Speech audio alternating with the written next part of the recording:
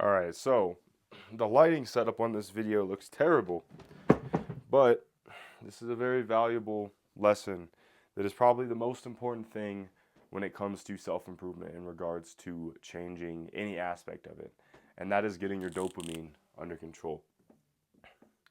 So dopamine, in case you don't know, it's basically the motivation chemical in your brain. So you get dopamine in anticipation of doing something, right? So if you're an alcoholic and you see your favorite bar, it will spike your dopamine even more than the alcohol itself will to motivate you to go to the bar and ingest that substance, right? So that's the basic idea of dopamine. The problem with having high levels of dopamine, concentrated sources of dopamine, whether that be drugs, alcohol, social media, junk food, is that there's a certain threshold that you have automatically. So let's say that this is your normal threshold right here. So this is how I feel right now. I'm making this video. I got dopamine to make this video because I was like, ooh, maybe that'd be cool to show to people. So this is my dopamine threshold right now. Every time you do something that produces a high level of dopamine, it spikes you above it. And then there's also like a come down. Right? So this is the problem with drugs is let's say you smoke weed, you go way above your baseline of dopamine and then you go below. And then as a result of that, a new baseline is created, right? So normal everyday life, this is where your threshold originally was. Normal everyday life, which is now actually right here, feels worse than your new baseline of dopamine. So this easily explains addiction in a very simple, not complicated way at all, because every single time you get off social media, you become sober from the substance that you're doing, normal everyday life feels fucking miserable. And things like talking to your friends, talking to your family, going outside and touching grass, for example. Video games do the same stuff too. That's why people play video games, don't be touching much grass. It's because touching grass or seeing grass to touch doesn't give them enough dopamine to make them act, right? And so once you're constantly doing these things that raise your baseline of dopamine, you are not able to do simple things that you once were able to do. And this is why it's so bad to do something like start your day with going on your phone, especially with going on social media, because it spikes your dopamine super high, and the only thing you want to do for the rest of the day are super high dopamine producing activities. You don't want to read a book. It's hard to read a book. You don't want to go to the gym. It's hard to go to the gym because your dopamine level threshold is so astronomically fucking high that the dopamine that thinking about going to the gym gives you is not sufficient when it comes to motivating you to actually go do these things that are good for you. And so what can we learn from this? Well, basically,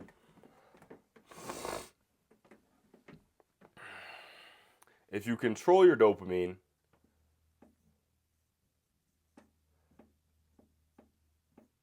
you will control your life.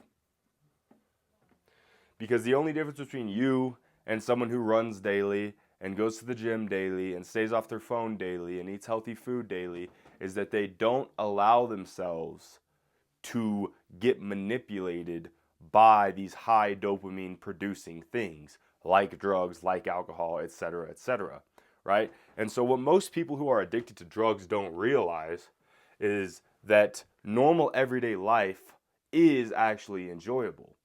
But because their threshold is so high because of the drugs they're taking, normal everyday life feels terrible. This is like the withdrawal process. Is basically, I think this is this is one of the theories of it, is basically that there's an A and B process to every substance. A is the euphoric process, B is the dysphoria process. And in anticipation of the A process, the first time you do a drug, the euphoria goes up a bunch. So even like something like social media, anything that produces high dopamine is basically the A process. And then dysphoria is your body trying to return you back to baseline, right? Well, the first time you do a drug, the euphoria is super high. It's the best you'll ever feel. And so you'll begin chasing that, but the B process goes stronger and stronger, and this is what causes withdrawal. This is what causes you to get off social media and feel like your skin is crawling and feel like you can't do anything worth doing because it just feels so miserable. And this is why drug addicts stay addicted to drugs, is because the withdrawals are so bad that it makes them want to take the drug again, which will return them back to a somewhat normal baseline. And it just progressively gets worse and worse where your original baseline was. So anyway, basically, how can you control your dopamine? Hopefully that was a somewhat concise lesson. I don't really care. It's good. It's good knowledge, but whatever. How do you control your life? By controlling your dopamine. Well, the first thing that I think is super important that I personally do is a cold shower. And most people think that cold showers are corny. I even think they're kind of corny as well. But what they do, and this is proven, is they boost your dopamine levels by 200%. The reason I am making this video right now is because it gave me more dopamine than it normally would have because I took a cold shower a couple minutes ago, right? So that's also a very efficient thing that you can do. Take a cold shower before you do your work, and you will be more motivated to do your work.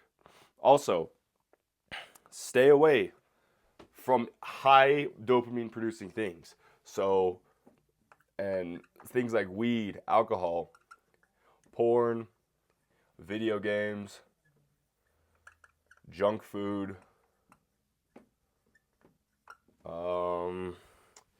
social media, short form content in general. So stay away from all this shit because this all spikes your dopamine above baseline to the point where it's like that, where your normal baseline just feels like shit.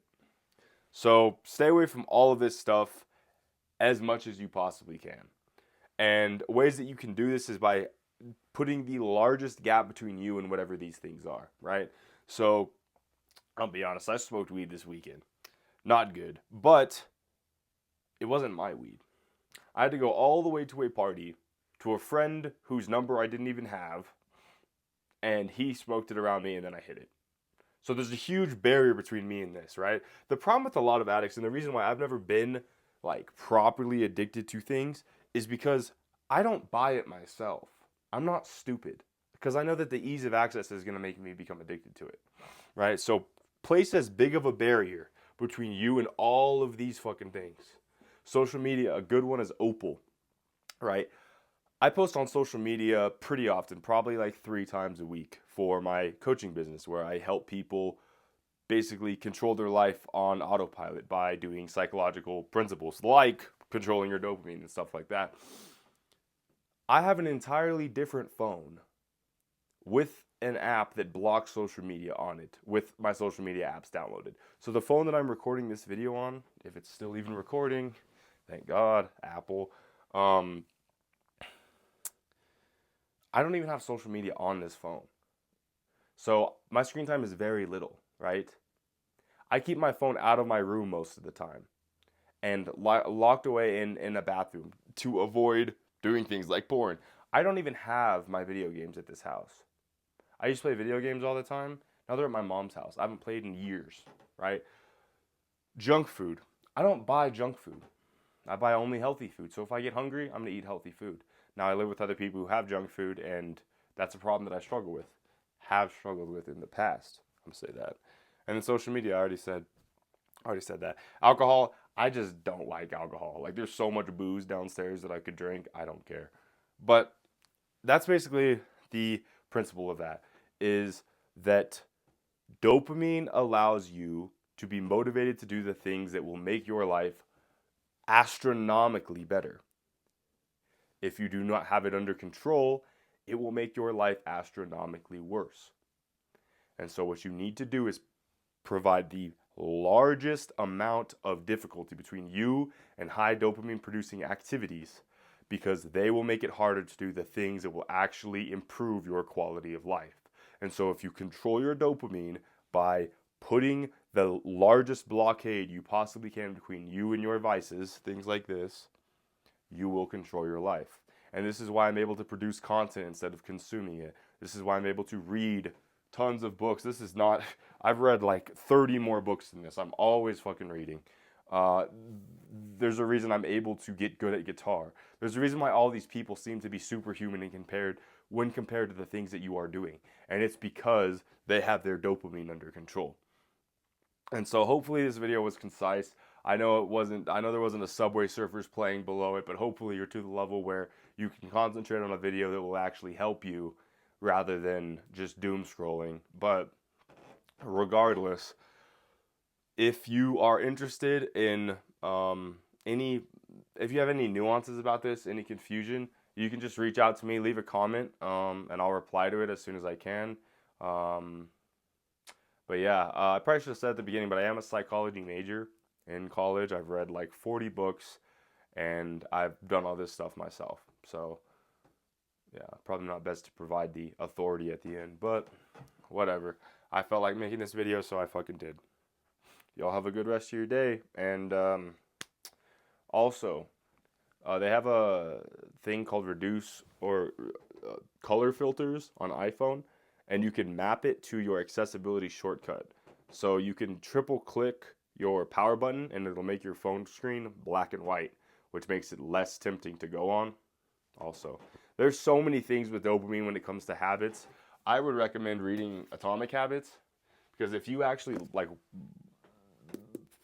read this book and apply everything it says, your life will change. A lot of people just keep it on their shelf, so don't do that. Read it, like reread it, read it, and yeah, it'll change your life because it talks about pretty much the same principles, and it goes way more into depth when it comes to how to build good habits and how to avoid bad habits, like all of these things, which will ultimately ruin your life in the end. So take care. Much love.